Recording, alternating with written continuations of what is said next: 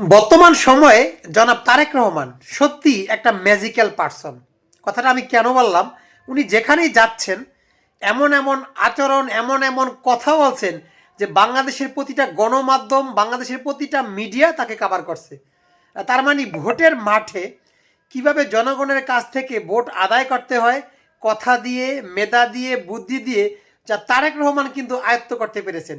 সত্যি বর্তমান সময়ে তারেক রহমান খুবই বুদ্ধিদীপ্ত এবং রাজনীতির মাঠে তার মেধা দিয়ে তিনি মিডিয়া কর্মীদেরকে একেবারে বিচলিত করে দিচ্ছেন এবং প্রতিটা মিডিয়া তার কথা, তার কার্যকলাপ একেবারে মিডিয়ার সামনে প্রথম কাতারে নিয়ে আসছে। আপনি দেখুন, বাংলাদেশ আজকে অনেক রাজনৈতিক দল ছিল, থাকলেও তারেক রহমানের যে সিলেট সফর সেটা কিন্তু মিডিয়া বেশি ফোকাস করেছে এবং সেখানে তিনি এমন এমন আচরণ করেছেন, এমন এমন বিহেভিয়ার করেছেন, এমন এমন কথা বলেছেন যেটা সত্যি প্রশংসার।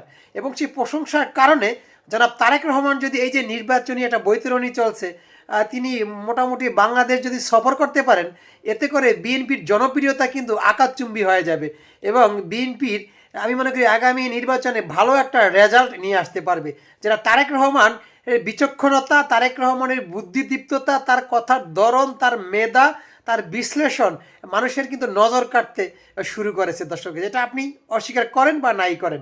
সত্যি আমি তার আজকে যে বিষয়গুলো আমি দেখলাম, আমি নিজেও একটা নিউজ কাভার করেছি, কথা দিয়ে কথার পিঠে এমন এমন কথা বলেন, এমন এমন কার্যকলাপ করেন যেটা মিডিয়াগুলো কিন্তু ফোকাস করতে বাধ্য হয়। সত্যি এটা একটা কারিশমাটিক ব্যবহার আমি মনে করি তারেক রহমানের, যা কিন্তু আপনার প্রশংসা করতেই হবে।